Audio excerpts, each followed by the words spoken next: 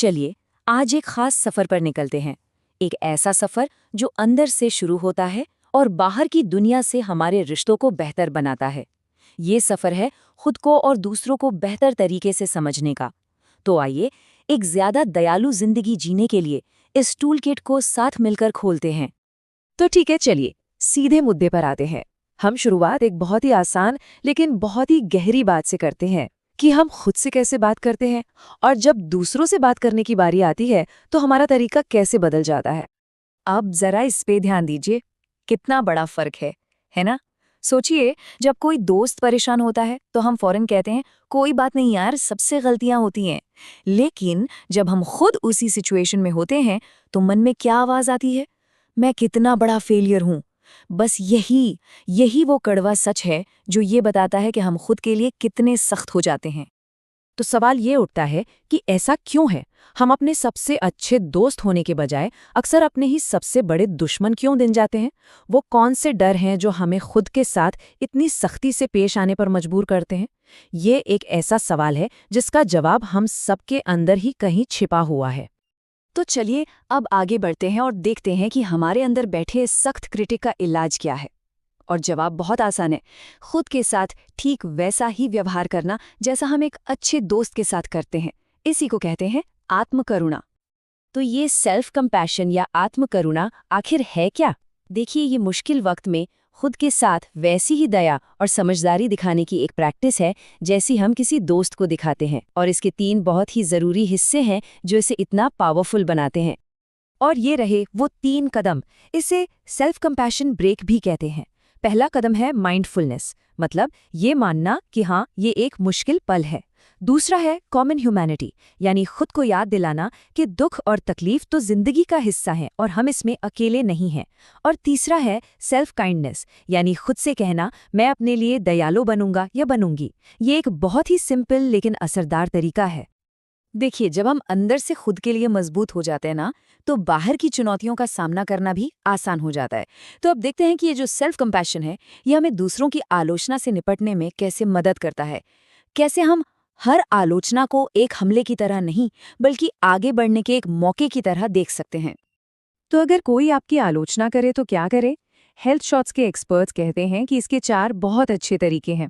पहला, एकदम से रिएक्ट मत कीजिए, थोड़ा सोच समझकर जवाब दीजिए। दूसरा, जो नेगेटिव बातें हैं उन्हें पॉजिटिव मौकों में बदलने की कोशिश कीजिए। तीसरा, जिसने आपकी आलोचना की है उसे उसके फीडबैक के लिए धन्यवाद दें। और चौथा, सबसे जरूरी, उस आलोचना से सीखिए ताकि आप खुद को और बेहतर बना सकें। अब अपने नजरिए को थोड़ा और बड़ा करते हैं। बात सिर्फ आलोचना को संभालने की नहीं है, बात ये भी है कि हम दूसरों को देखते कैसे हैं, उन्हें जज कैसे करते हैं। तो चलिए जजमेंट से निकलकर समानुभूति यानी एम्पैथी की तरफ बढ़ते हैं। ये स्लाइड ये बहुत ही अच्छे से दिखाती है कि एक जजमेंटल और एक एम्पैथेटिक सोच में कितना जमीन आसमान का फर्क होता है। देखिए, जजमेंटल सोच हमें बंद दिमाग और नफरत की तरफ ले जाती है, जबकि एम्पैथी हमें दूसरों को समझने और माफ करने में मदद करती है। एक सोच सिर्फ कमियों पर फोकस करती है तो दूसरी ये मानती है कि हम सब इंसान हैं और हम सब में कुछ ना कुछ एक जैसा है। तो फिर ये एम्पैथी या समानुभूति असल में है क्या? ये दुनिया को किसी और के नज़रिए से देखने की काबिलियत है, ताकि हम उनकी भावनाओं को, उनके एक्शंस को समझ सकें। और मज़े की बात यह है कि इसके लिए ज़रूरी नहीं कि हम उनसे सहमत हों, बस उन्हें समझना ही काफ़ी है। और अच्छी बात यह है कि एम्पैथी एक ऐसी स्किल है जिसे कोई भी सीख सकता है। कैसे? दूसरों के बारे में जानने की कोशिश कीजिए। लोगों को किसी स्टीरियोटाइप में फिट करने के बजाय उन्हें एक इंसान के तौर पर देखिए। अपनी खुद की सोच को चैलेंज कीजिए। किसी की बात सिर्फ जवाब देने के लिए नहीं, बल्कि समझने के लिए सुनिए।